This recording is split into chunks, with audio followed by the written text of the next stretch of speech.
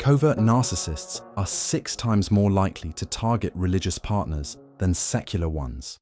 Carl Jung discovered this psychological truth when he analyzed the connection between spiritual personas and shadow psychology. And what he found will completely change how you see religious manipulation. By the end of this video, you'll have the exact framework to identify when someone is using faith as a weapon against your soul. Maybe you're dealing with a partner who quotes scripture to justify their behavior, but treats you like garbage behind closed doors. Perhaps you've noticed how they're beloved by the church community, while you're painted as the difficult one. Or you might be asking yourself how someone who talks about God's love constantly can be so emotionally cruel to the person closest to them. Picture this. You're sitting in church listening to your partner lead a prayer about humility and love, while knowing that just hours earlier they screamed at you for not supporting their ministry. Or maybe they volunteer to counsel struggling couples while your own marriage is falling apart because they refuse to acknowledge any wrongdoing. They post scripture about forgiveness on social media after giving you the silent treatment for days. This isn't just your experience. Millions of people are trapped in relationships with covert narcissists who weaponize spirituality, and conventional therapy often fails to address this because therapists don't understand the sophisticated psychological manipulation happening here. Most relationship advice tells you to communicate better or set boundaries, but these approaches crumble when dealing with someone who's turned your own faith against you. Here's what makes this particularly devastating. When you try to address their behavior, they don't just defend themselves, they make you question your relationship with God.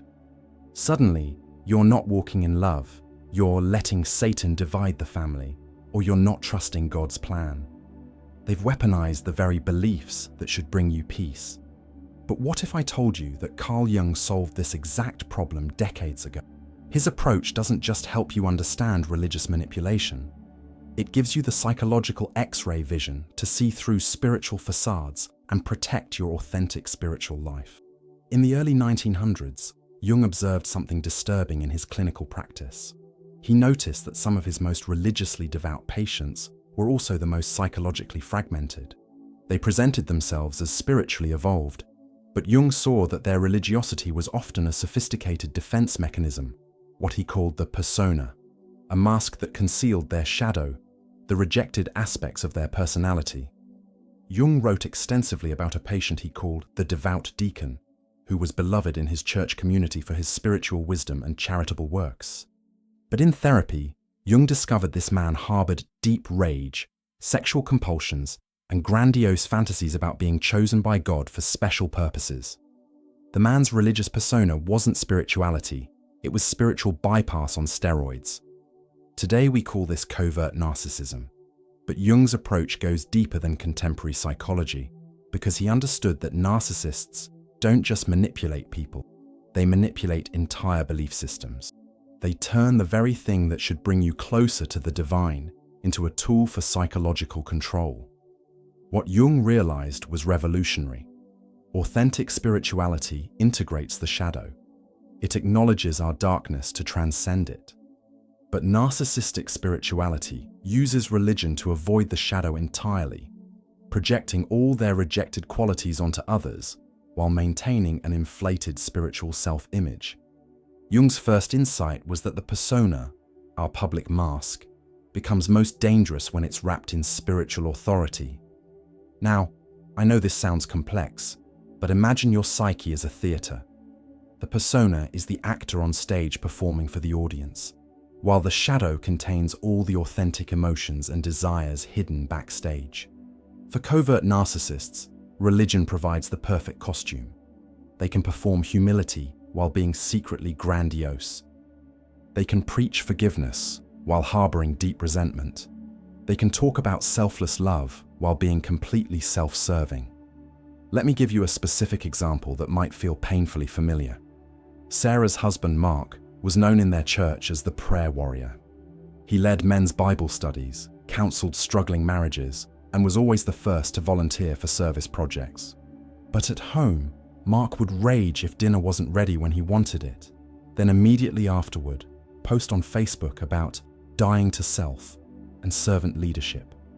When Sarah tried to point out this discrepancy, Mark would say, "I'm not perfect, but at least I'm trying to grow spiritually. Maybe if you spent less time criticizing and more time praying for me, God would change your heart about this." I know this is getting deep already. Let me give you a moment to process this. What Jung discovered is profound, and it's going to challenge everything you thought you knew about spiritual people.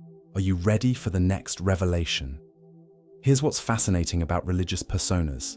They're incredibly effective because they exploit our natural tendency to trust spiritual authority. When someone quotes scripture or talks about their relationship with God, we automatically assume they're operating from a place of moral integrity. But Jung saw that narcissists exploit this trust systematically. The religious persona also provides something secular personas can't: moral immunity. If a narcissist is successful in business, you can still question their ethics. If they're charming at parties, you can still doubt their sincerity. But if they're led by the Spirit, or following God's will, questioning them feels like questioning God himself. Think about how they handle conflict. A secular narcissist might say, "You're wrong," or "You're being ridiculous." But a religious narcissist says, "God is telling me you're in rebellion," or "I'll pray that God softens your heart."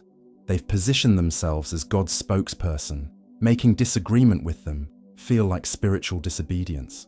Jung's second insight was even more disturbing. Narcissists are psychologically attracted to people who embody the spiritual qualities they've rejected in themselves. This isn't conscious. It's a deep psychological compulsion. Imagine that your psyche is a house, and the shadow contains all the spiritual furniture you've locked in the basement because it doesn't fit your self-image.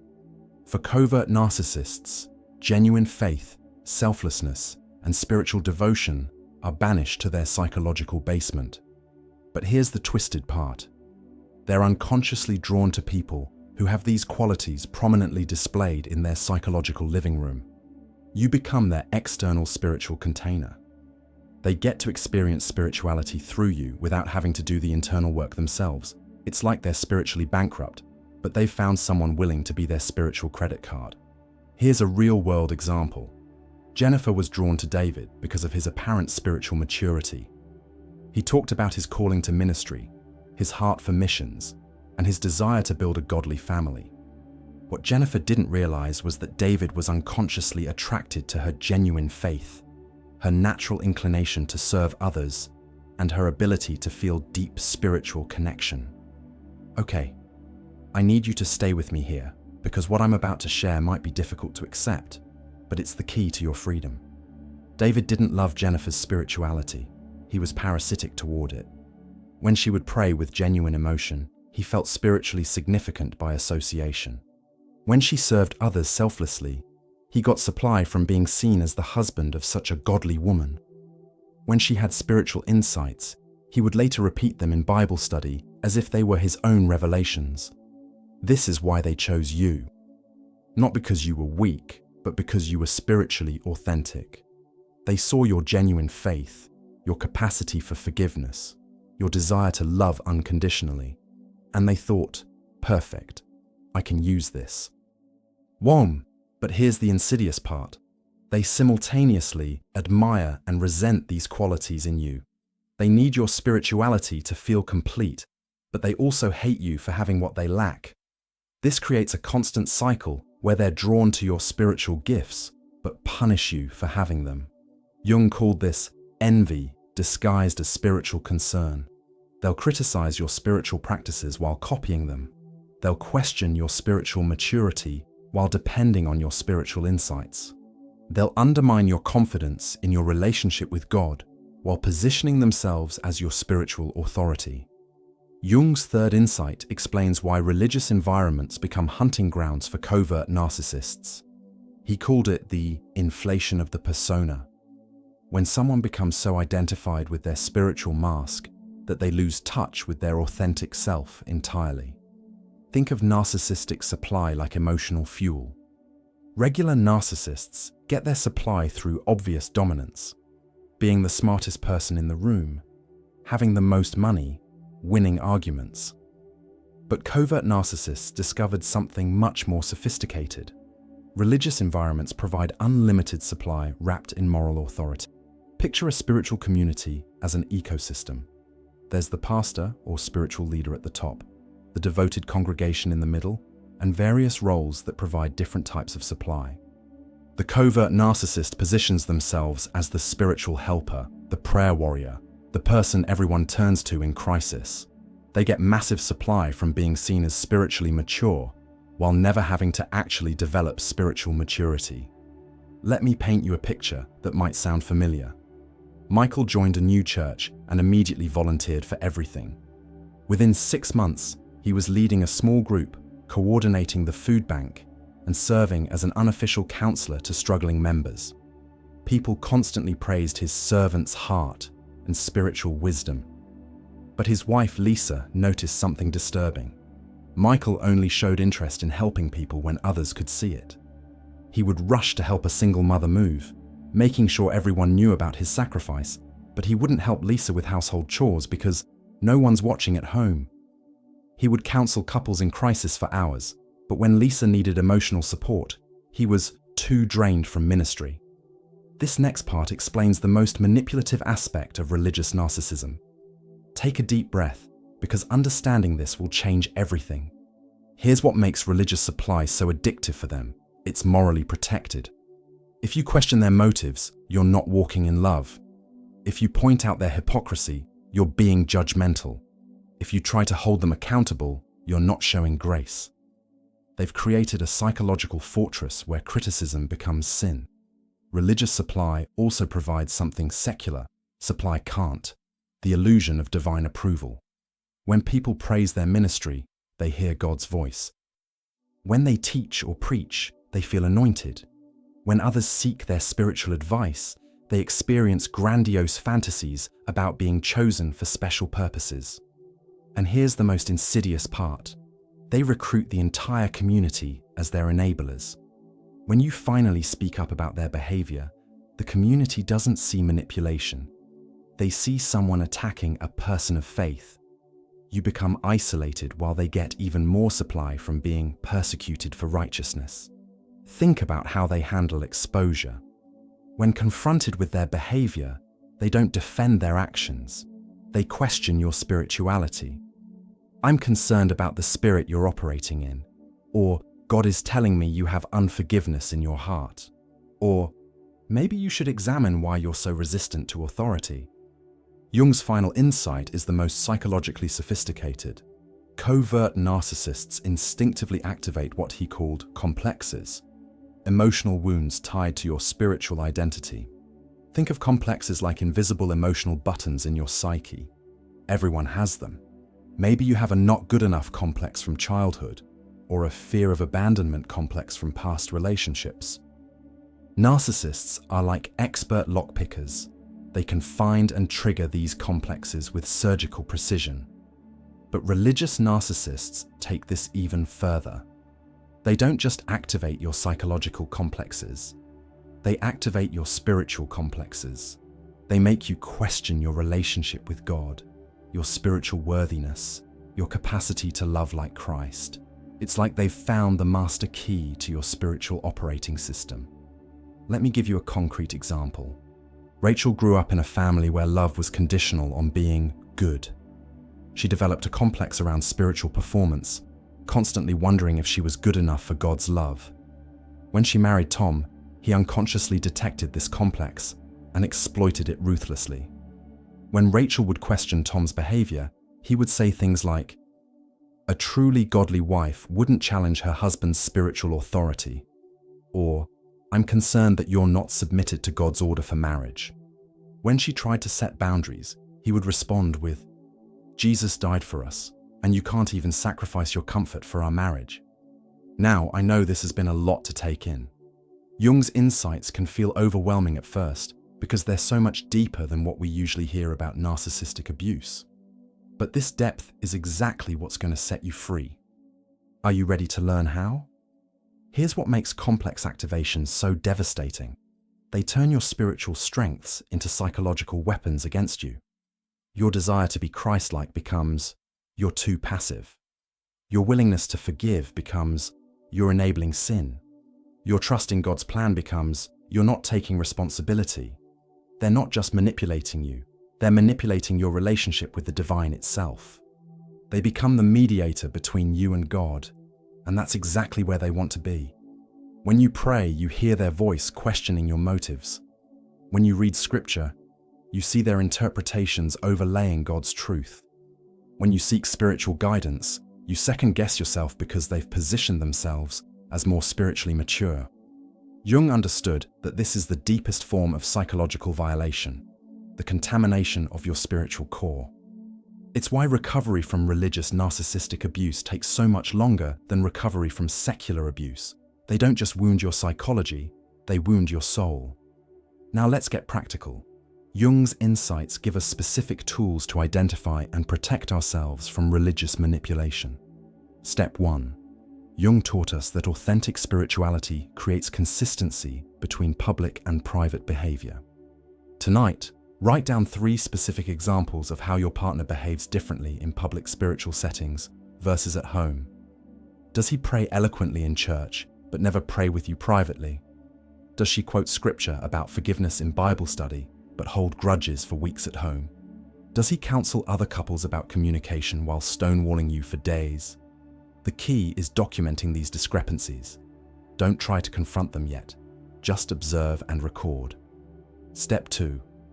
Jung showed us that what narcissists criticize most in others reveals their own rejected qualities. This week, pay attention to what spiritual qualities your partner constantly criticizes in other people. If he always complains that other church members are fake or hypocritical, that's his shadow speaking. If she constantly judges other women for being too emotional or attention-seeking in worship, she's projecting her own spiritual insecurities. If they always find fault with pastoral leadership while positioning themselves as more spiritually discerning, they're revealing their own grandiose spiritual fantasies. Step 3. Jung understood that narcissists reveal themselves through their motivations. Map out exactly when your partner shows the most spiritual enthusiasm and energy. Does his spiritual passion peak when he's teaching others or leading groups? Does her spiritual focus intensify when she's counseling people or being seen as the spiritual mentor? Does he only read his Bible when preparing to teach or when others might see him doing it? Authentic spirituality seeks God for God's sake. Narcissistic spirituality seeks God for supply's sake. Step 4. Jung taught us that awareness breaks the unconscious patterns. When you feel that familiar spiritual shame or self-doubt, stop and ask, is this conviction from God or manipulation from my partner? If you feel guilty for questioning his spiritual authority, write down the specific behavior you questioned and ask 3 trusted friends outside your religious community if that behavior aligns with spiritual maturity. If you feel ashamed for not being submissive enough, research what healthy spiritual submission actually looks like versus what control looks like. If you find yourself constantly apologizing for your spiritual failures, examine whether these are genuine shortcomings or manufactured guilt. Step 5. Jesus said, "We'll know them by their fruits." Create an honest assessment of the spiritual fruit in your relationship. In the privacy of your home, do you experience more love, joy, peace, patience, kindness, goodness, faithfulness, gentleness, and self-control when you're together? Or do you feel more anxious, confused, angry, and spiritually disconnected? Do your spiritual conversations draw you closer to God or make you question your relationship with Him? Does being around them make you feel more Christ-like or more defensive and reactive? The key is implementation without confrontation initially. Start today by beginning your observation journal. This week, practice the persona consistency test daily. Over the next month, you'll build a clear picture that protects you from gaslighting and validates your perceptions. So what did Jung teach us about religious narcissism? 3 revolutionary insights. First, spiritual personas can be the most sophisticated psychological masks, allowing narcissists to hide in plain sight while appearing morally superior. They use religion not to grow spiritually, but to avoid spiritual growth while maintaining the appearance of spiritual maturity. Second, they're unconsciously drawn to authentic spiritual people, not to learn from them, but to psychologically feed off their spiritual energy while projecting their own spiritual failures onto them. You become their external spiritual container. They get to feel spiritual through your spirituality without doing the internal work. And most importantly, they weaponize entire belief systems, turning your relationship with God into a tool for control. They don't just manipulate you, they manipulate your understanding of divine love, spiritual authority, and religious truth itself. This is why Jung's approach succeeds, where conventional relationship therapy often falls short. While traditional therapy focuses on communication and boundaries, Jung's method exposes the deeper psychological dynamics at play. When you understand that you're not dealing with someone who has spiritual problems, you're dealing with someone who has turned spirituality itself into a problem, everything changes. When you apply Jung's insights to religious manipulation, you don't just protect yourself from abuse, you reclaim your authentic spiritual life. You move from confused victim to psychologically empowered believer who can discern the difference between genuine spiritual authority and manipulative spiritual performance. You learn to trust your own spiritual discernment again. If Jung's insights into religious narcissism resonated with you, subscribe and hit the notification bell to join our community of philosophical healers who understand that spiritual abuse requires spiritual wisdom to overcome. Tell me in the comments, which of Jung's insights hit you the hardest? The persona mask, the shadow projection, or the complex activation? And what aspect of religious manipulation would you like me to explore next? Perhaps how different philosophers approach spiritual discernment, or the specific recovery process from religious trauma. Your spiritual freedom depends on philosophical wisdom. Let's reclaim it together.